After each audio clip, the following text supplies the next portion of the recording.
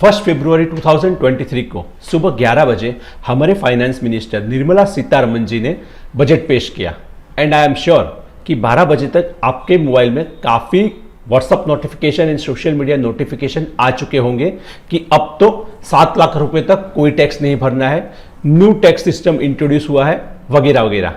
अगर ये सारी इंफॉर्मेशन की वजह से आपके दिमाग में कंफ्यूजन क्रिएट हुआ है तो ये वीडियो आपके लिए बेहद ज़रूरी है। ये न्यू टैक्स सिस्टम क्या है, ओल्ड रिजिम क्या था? तो ओल्ड रिजिम का मतलब ये है कि पुराने टैक्सेशन लॉ के हिसाब से टैक्स रिटर्न फाइल करना, एंड न्यू रिजिम है कि न्यू टैक्सेशन लॉ के हिसाब से टैक्स रिटर्न फाइल करना। अब यहां पे टैक्स स्लैब अलग अलग है। कौन से टैक्स स्लैब है, आइए सबसे पहले देख लेते हैं कि पुराने रिजिम में क्या टैक्स स्लैब थे। 0 से 2.5 लाख तक का अगर आपका इनकम होता था तो पुराने टैक्स सिस्टम में आपको कोई टैक्स नहीं लगता था। 2.5 लाख से 5 लाख तक अगर आपकी इनकम होती थी तो आपको 5% का टैक्स लगता था। 5 से 7 लाख तक इनकम होती थी 15% टैक्स लगता था, और 7 से 10 लाख तक आपकी इनकम होती थी तो आपको 20% टैक्स लगता था। 10 लाख एंड अबव आपको 30% का टैक्स लगता था। बट ये सारे टैक्सेशन आपके नेट इनकम पे नहीं लगते थे, इसमें आपको काफी सारे डिडक्शन मिलते थे। डिडक्शन कौन से हैं?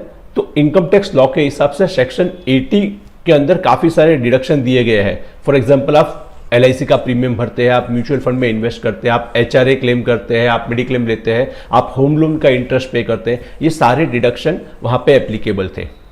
एक कैलकुलेशन के मुताबिक अगर आपका इनकम नियरली 14 लाख के आसपास है और आपने अगर सारे टैक्सेशन ये डिडक्शन एप्लीकेबल किए हैं तो आपका टैक्स नॉर्मली 0 तक आ सकता है। उसके लिए डिटेल वीडियो हम बाद में बनाएंगे।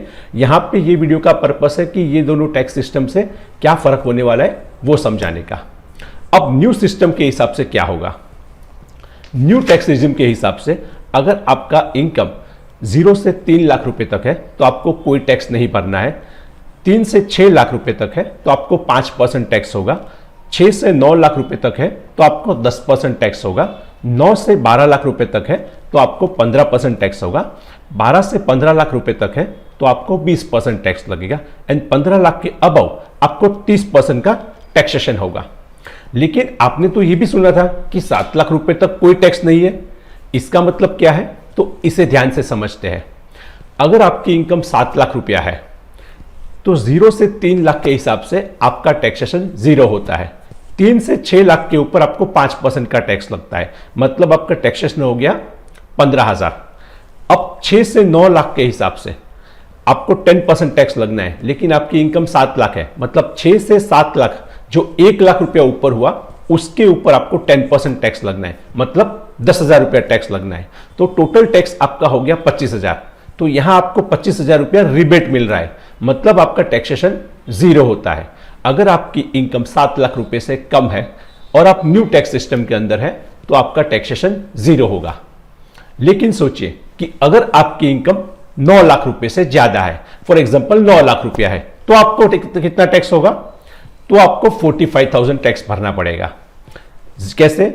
0 से 3 लाख तक 0 टैक्स, 3 से 6 के हिसाब से 5% के हिसाब से 15,000, और 6 से 9 लाख के हिसाब से 10%, मतलब 3 लाख के ऊपर 10%, मतलब हो जाए 30,000।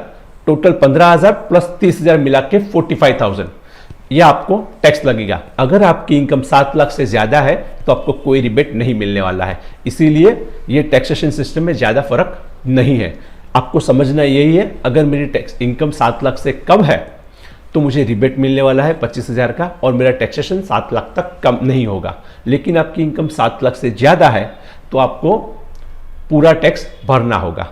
अब मुझे कौन से सिस्टम में जाना चाहिए? ओल्ड रिजिम में जाना चाहिए या न्यू रिजिम में जाना चाहिए? तो अगर आपके पास काफी सारे डिडक्शन है, आप ATC में इन्वेस्ट करते हैं, आप होम लोन वगैरह अप्लाई करते हैं, सारे डिडक्शन अगर आप अप्लाई करते हैं तो आपका इनकम करीबन 12-14 लाख से कम है तो आपको ओल्ड सिस्टम ही कंटिन्यू करना चाहिए।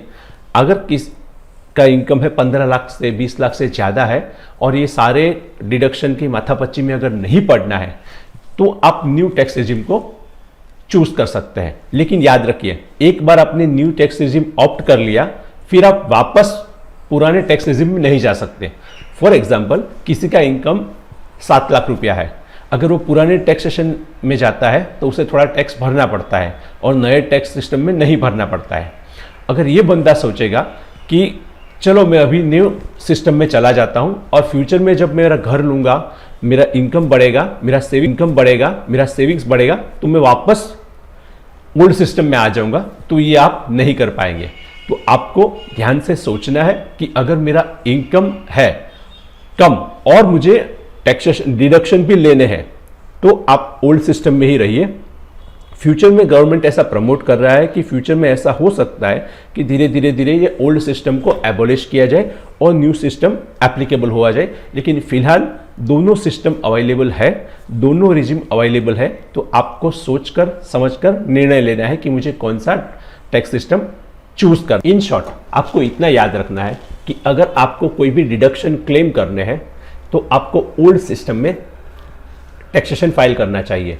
अगर आपका इनकम 7 लाख से कम है या 15-20 लाख से ज़्यादा है और आपको कोई भी डिडक्शन क्लेम नहीं करने, इसमें ये करना है उसमें वो करना है, ऐसा कोई भी ध्यान नहीं रखना है आपको, तो आपको सिंपली न्यू टैक्सिज्म ऑप्ट करना है। अब ये दोनों से फ़र्क क्या पड़ेगा? ओल्ड सिस्टम से ये होता था कि आप कंपलसरी सेविंग्स करते थे अपना टैक्स बचाने के लिए और उससे वो इन्वेस्टमेंट होता था और कंपाउंड होकर आपके फ्यूचर में आपको वापस मिलता था। अब न्यू टैक्स सिस्टम में क्या होगा? जब आपको टैक्स बचाने के लिए कोई इंसेंटिव नहीं मिल रहा है तो आपका सेविंग्स है वो हो सकता है कि कम हो जाए। तो आपको ये अपने सेल्फ डिसिप्लिन से इन्वेस्ट करना होगा कि मैं टैक्सेशन के लिए इन्वेस्ट नहीं करूंगा, मैं फ्यूचर में मेरे रिटायरमेंट किटी के लिए इकट्ठा करने के लिए इन्वेस्ट करूंगा।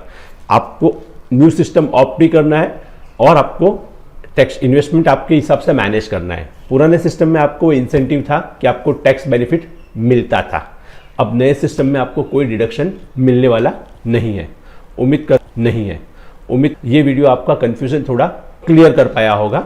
Thank you.